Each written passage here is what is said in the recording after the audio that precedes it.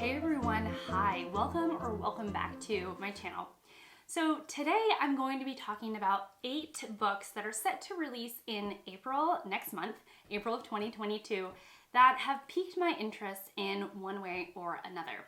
So I'm going to be going from the books that have least interested me, they interest me in a small way, all the way to the books that have greatly interested me, and so much so that I'm going to be following the book's career with some interest, meaning I'm going to be kind of following as to whether they're going to make it onto the long and short list of the National Book Award, if they're going to get a Pulitzer Prize, or if we're going to see this in next year's BookTube Prize, for nonfiction. So again, I'm going to go from books that I'm interested in it to the books that I'm like, if the publisher sent me this tomorrow, I would read it immediately.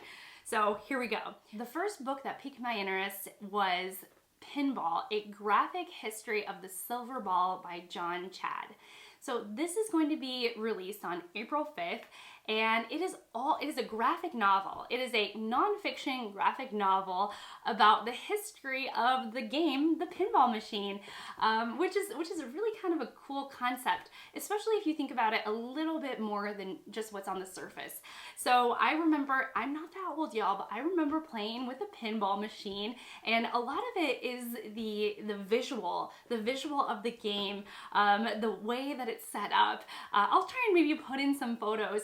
And so what's cool about a graphic novel history of the pinball machine is that you get that visual, you get the way that people have designed the machines in order for it to capture someone's attention, and then of course, the playing of the game and the mechanics of it all.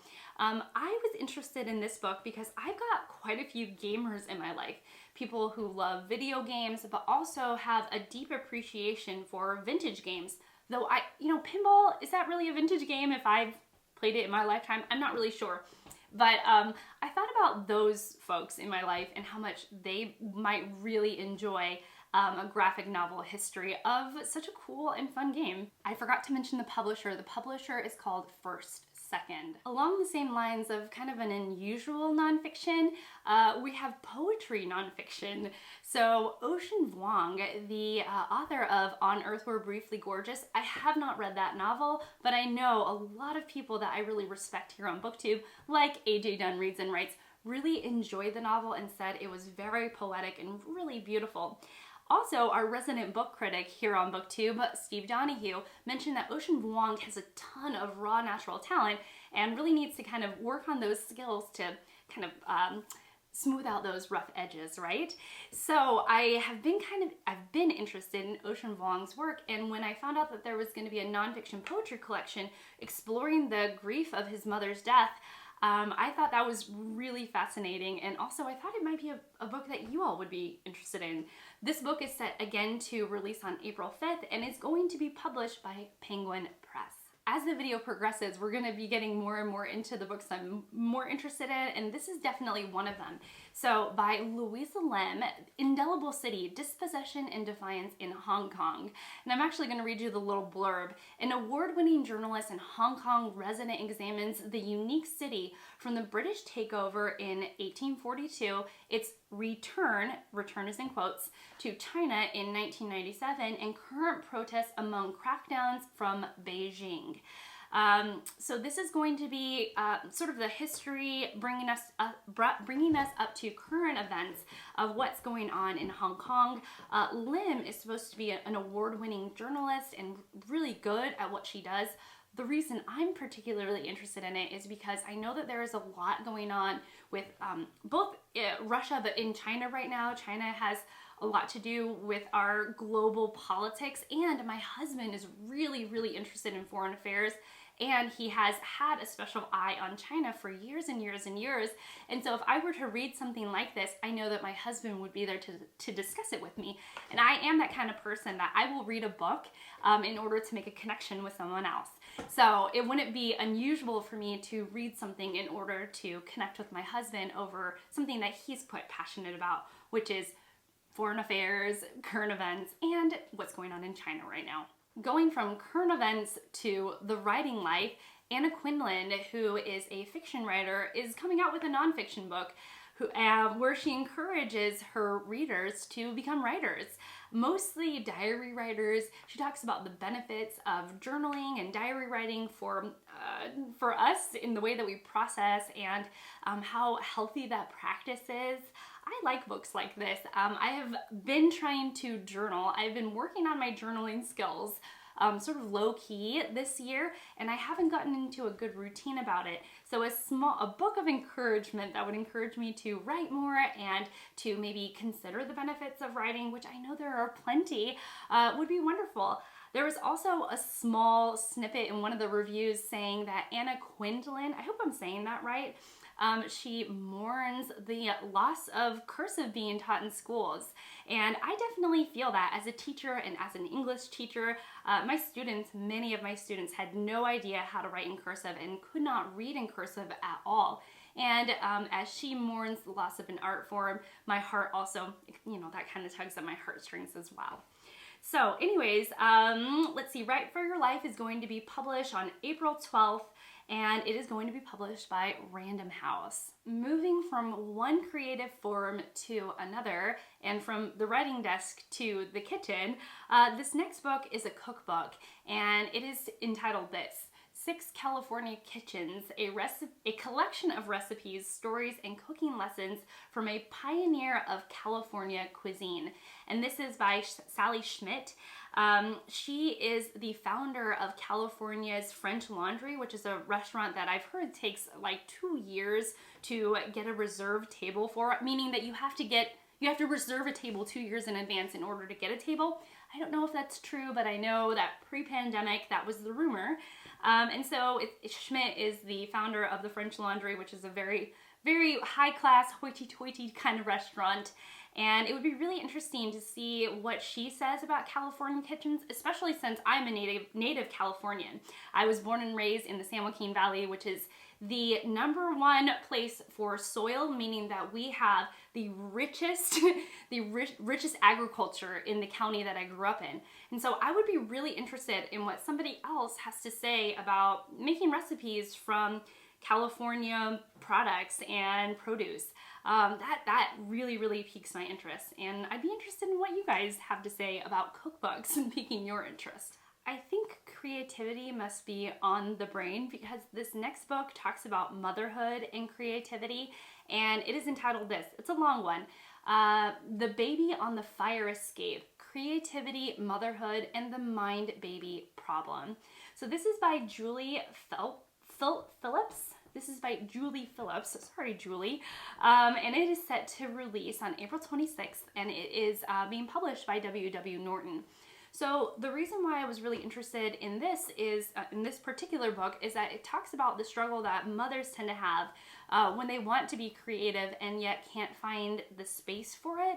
And I'm really kind of interested in that problem, even though I don't have a little baby.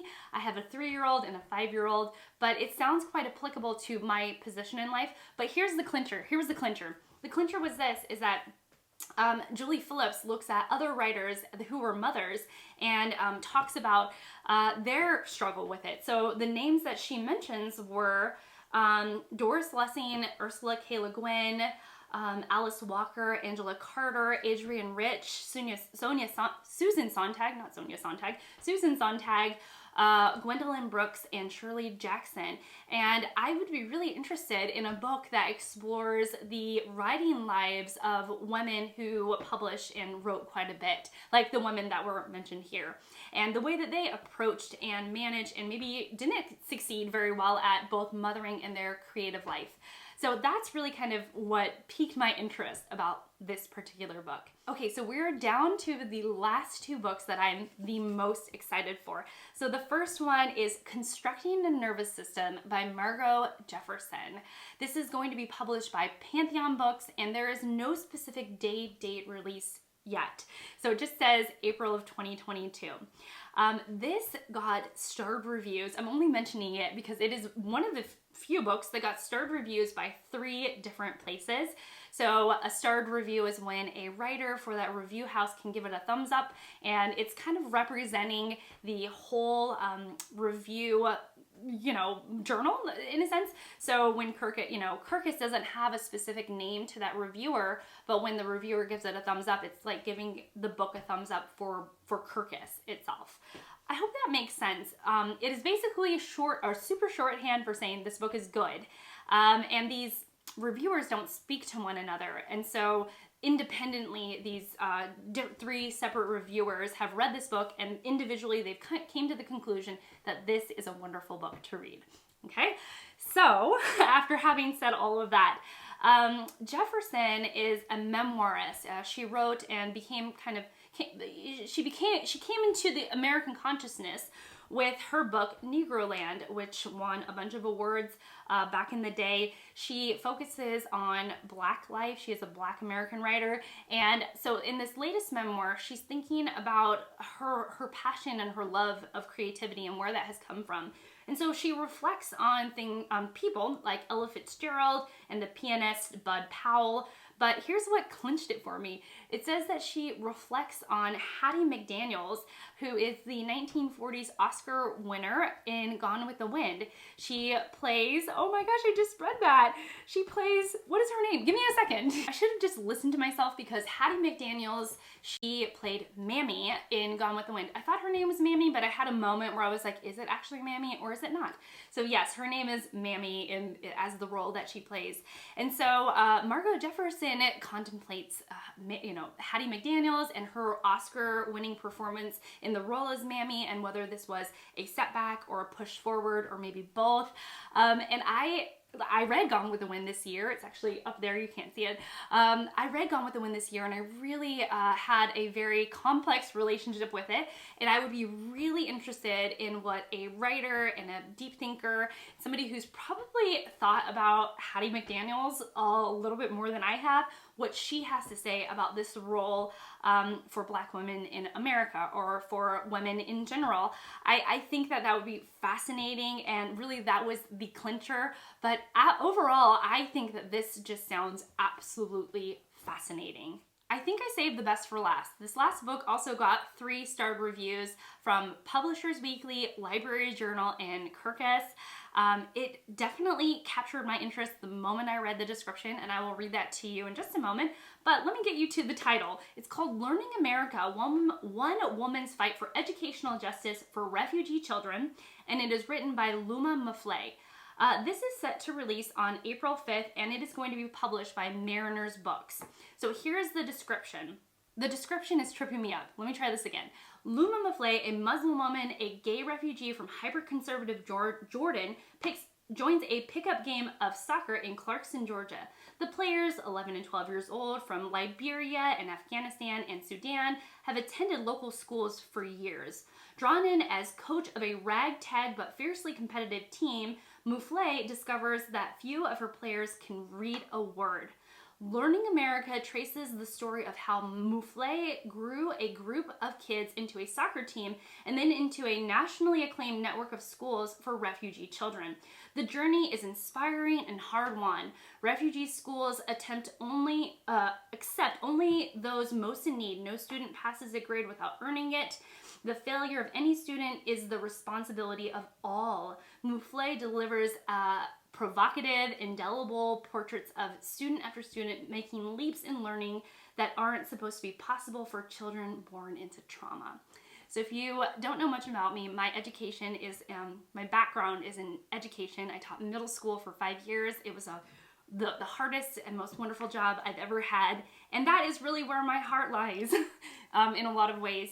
I am hugely passionate about our education system and the way that we are both succeeding and failing. And this sounds like the kind of book where it uncovers where we are failing in America as far as our educational system goes, and a way to combat some of those failures, or to make up for some of those failures.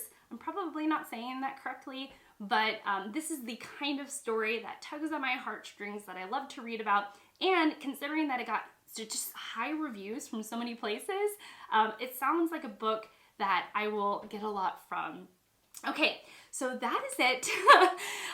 This has been kind of a long filming session for me because this was my first time doing this kind of thing. I would love to know if any of these books pique your interest, if there are any new nonfiction books that maybe I missed that you are super interested in that are coming out in April. I would love to know that down below, or just any kind of general feedback, comments, questions, you know, all of that. So that's it for me. Thank you so much for being here. Thank you so much for watching, and I will see you all in my next one. Bye, guys.